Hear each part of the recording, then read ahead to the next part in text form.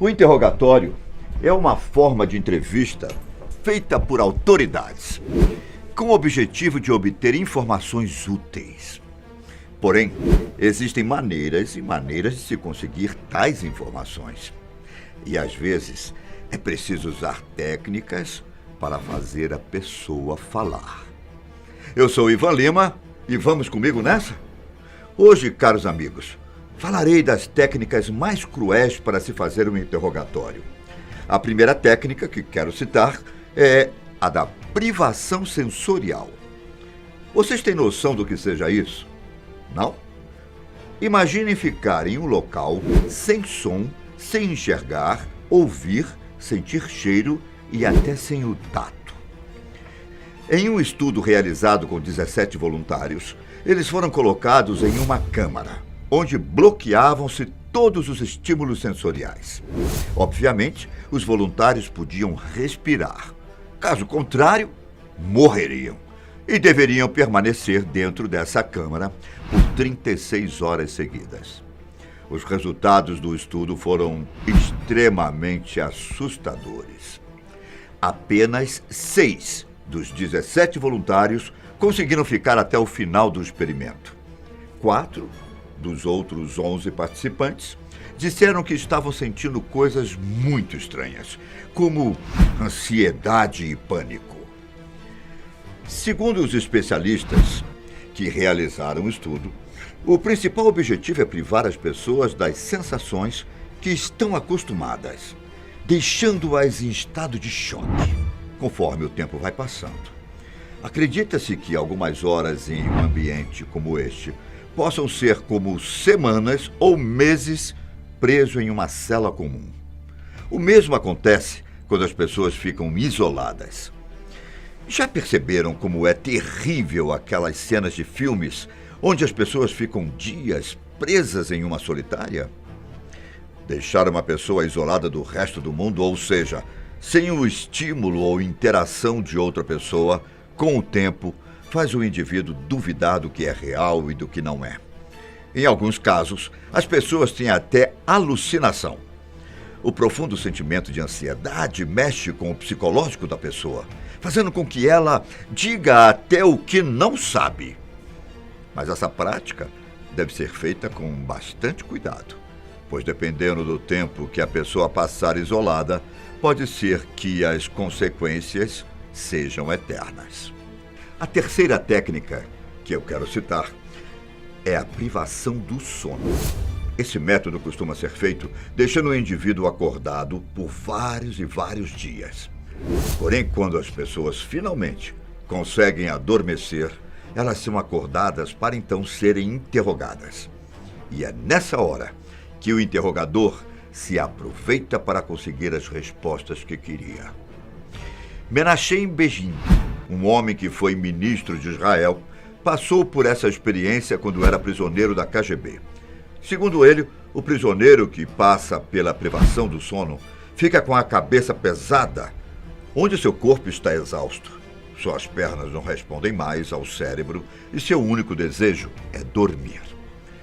Existem alguns relatos que dizem que esse método era usado pela CIA, onde os presos eram colocados em posições desconfortáveis, ficavam com as mãos algemadas sob a cabeça e alguns ficavam sem dormir por até 180 horas seguidas. Detentos foram mantidos em celas isoladas, completamente escuras, com música ou barulho alto, para que assim não pudessem pegar no sono.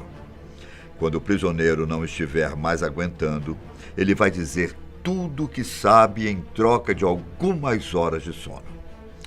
Não sei para vocês, mas na minha opinião, técnicas como essas são desumanas e não deveriam ser aplicadas.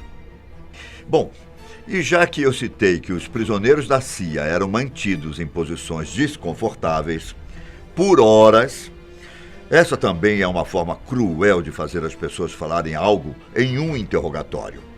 Vamos imaginar que você seja colocado em uma posição e precise ficar exatamente desse jeito por algumas horas. É importante observar que você não poderá usar nenhum objeto externo ou que possa te ajudar a descansar. Quer um exemplo? Tente esticar seus braços para o lado e ficar pelo menos 30 minutos. Eu duvido que você consiga.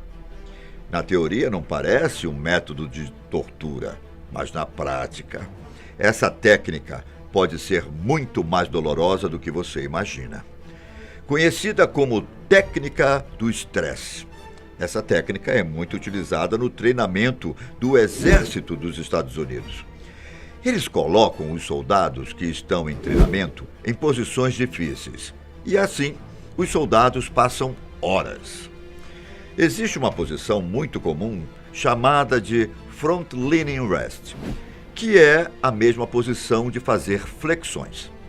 Os recrutas são obrigados a ficar horas dessa maneira e muitos acabaram não resistindo ao treinamento. Essa técnica basicamente coloca o corpo humano de tal forma que uma grande quantidade de peso é colocada em apenas 1 ou 2 músculos. E acreditem, forçar os prisioneiros a adotar tais cargos é uma técnica de interrogação aprimorada, utilizada para extrair informações. E o afogamento simulado? Você já ouviu falar dessa técnica? Ela consiste em imobilizar uma pessoa e derramar água sobre o seu rosto.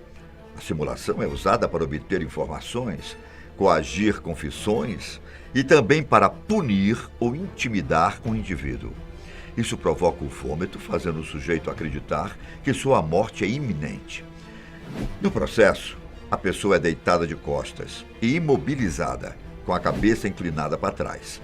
A água é lançada sobre a face e para dentro das vias respiratórias. O que acontece é um sufocamento forçado e a inspiração de água. As consequências desse método? Risco de dor intensa, danos aos pulmões, dano cerebral causado pela falta de oxigênio, ferimentos causados quando o torturado se debate contra as amarras e até mesmo a morte. Os efeitos psicológicos podem perdurar por anos após o procedimento. Quando o indivíduo torturado vê que a morte está a caminho, certamente ele vai soltar a informação que os interrogadores desejam. É desumano? É. Mas, infelizmente, são as técnicas usadas por várias organizações ao redor do mundo. Na maioria dos casos, as técnicas de interrogatório envolvem criar um medo tão grande que a pessoa, querendo ou não, vai dizer o que os interrogadores desejam escutar. As fobias, inclusive, são muito usadas em torturas. Imaginem uma pessoa ficar com tanto, mas tanto medo que ela vai começar a entrar em pânico. Por causa disso, se os interrogadores souberem que um prisioneiro tem medo de cobras, isso será usado contra ele. O prisioneiro pode ser colocado em uma sala repleta de cobras. Quando ele chegar em um estado elevado de pânico e ansiedade, será a hora de fazer as perguntas. A ameaça de infligir dor também pode desencadear medos mais prejudiciais do que a sensação imediata de dor. Outro ponto delicado que algumas organizações costumam envolver é a humilhação cultural.